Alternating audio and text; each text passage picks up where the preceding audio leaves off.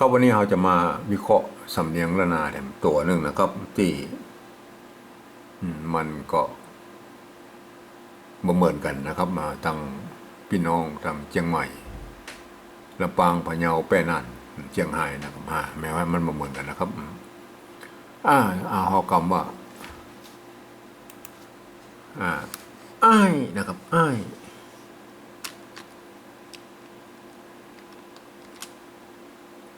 อ้ายอ้ายน้องอ้ายน้องนะครับเชียงใหม่พวกก็ยาวๆเลยครับอ้ายน้องนะครับอ้ายน้องเห็นไหมอ้ายน้องนะครับอันนี้เราอู้ถึงเชียงใหม่ก่อนนะครับ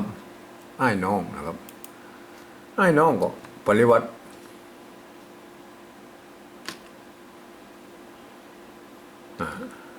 แบบที่สองนะครับหมายว่าอ้ายอ้ายเสียงโทพิเศษนะครับอ้ายน้องเสียงตีนะครับน้องนะครับอันนี้แบบเชียงใหม่นะครับอ้ายน้องนะครับเห็นไหมถ้าสมมติว่าเป็นแบบลำปางพะเยาหรือแปรน่านอะไรอย่างนี้เชียงรายบางส่วนเนี่ยนะครับพ่นอ้ายอ้ายเสียงตีนะครับอ้ายตัวนี่เป็นอักษรกลางนะครับมาพันได้ถึงอ้ายถึงอ้ายนะครับเห็นไหมครับไม่ขอจ้างคือไม่ซัดอันเดียวกันนี่นะไม่ขอจ้างนะครับได้ถึงอ้ายถึงอ้ายครับได้ถึงอุ้ยถึงอุ้ยนะครับอ้ายอ้ายอ้ายนายน้องน้องนะครับ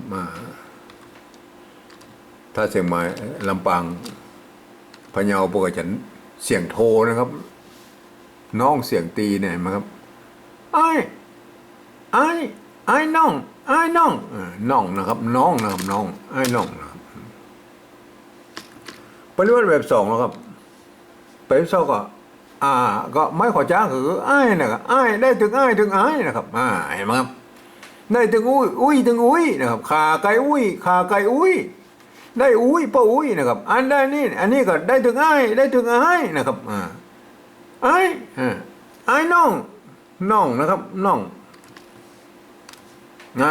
สำเนียงมันจะออกมาอย่างนี้นะไอ้น้องนะครับไอ้น้องเห็นไหมครับที่นี่เขามาเขียนเป็นภาษาปริวัติแบบที่สามนะครับอันนี้มันจบไปแล้วนะครับพูดถึงว่าสำเนียงเชียงใหม่สำเนียงพะเยาไอ้น้องเชียงใหม่นะครับอันนี้ดังพะเยาหรือลำปางแพร่น่านเชียงรายบางส่วนไอ้น้องไอ้น้องไอ้น้องไอ้น้องมาเพก่อนมาเนี่ยมันเป็นอย่างนี้นะไอ้น้องนะครับอันนี้กับปฏิวัติแบบที่สองก็จบไปแล้วนะครับก็คือไอ้น้องนะครับอันนี้ไอ้น้องเห็นไหมครับที่นี่เรามาอู้ถึงปฏิวัติแบบที่สามแล้วนะครับ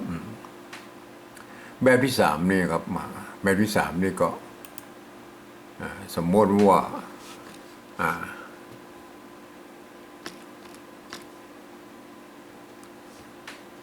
้ายอันนี้ภาษาไทยภาษาไทยนี่มันคนละอันนะครับปฏิวัติแบบที่สองเทียบเอาภาษาไทยมาเทียบก็เป็นอักษรละนานะครับตัวนะครับไม่ขอจ้างตัวเนี้ยตัวหน้าอันนี้เหมือนกันหมดนะครับเห็นไหมเทียบกันนะครับอันรูปนี้หรอครับอันรูปนี้เอาภาษาไทยมาสะกดเสียงตามคำอู้ไอ้น้องนะครับเฮามาเขียนมกอี้นะครับไอ้น้องนะครับไอ้น้องเชียงใหม่ไอ้น้องเฮาต้องนึกถึงคนไทยบนอ่านนะครับไอ้น้องอันนี้เป็นคนไทยบนอ่านไอ้น้องนะครับไอ้น้องนะครับ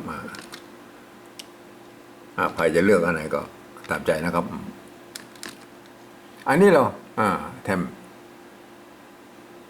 อันนี้เหรอดังเพพ่องดังเพผมคือฟังเพนะครับไอ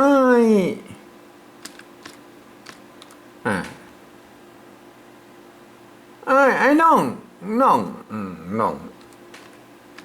งมันเสียงโทกับมัน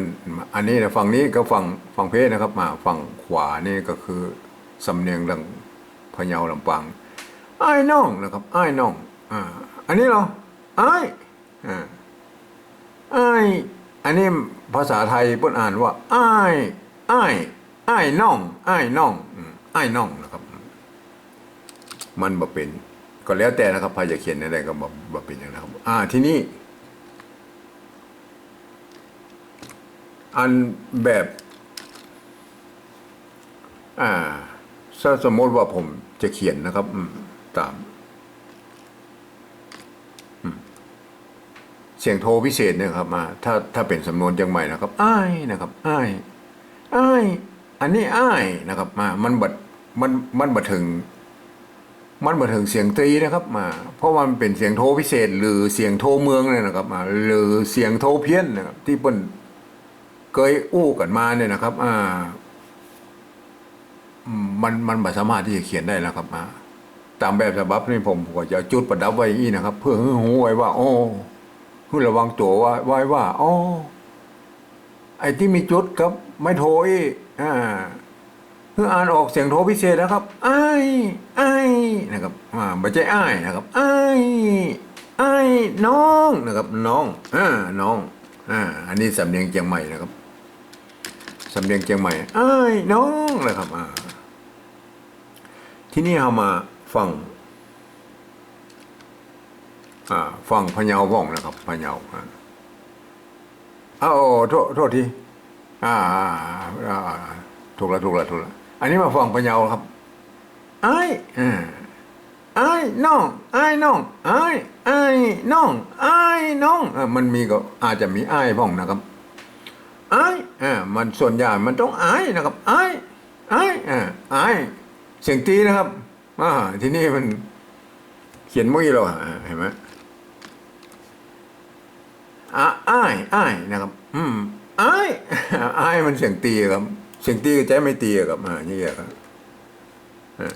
ใจไม่ตีอ้ายน้องเนี่ยเห็นไหมอ้ายน้องเห็นไหมครับ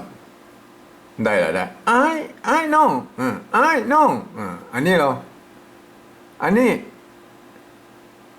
อ้ายน้องอ้ายน้องก็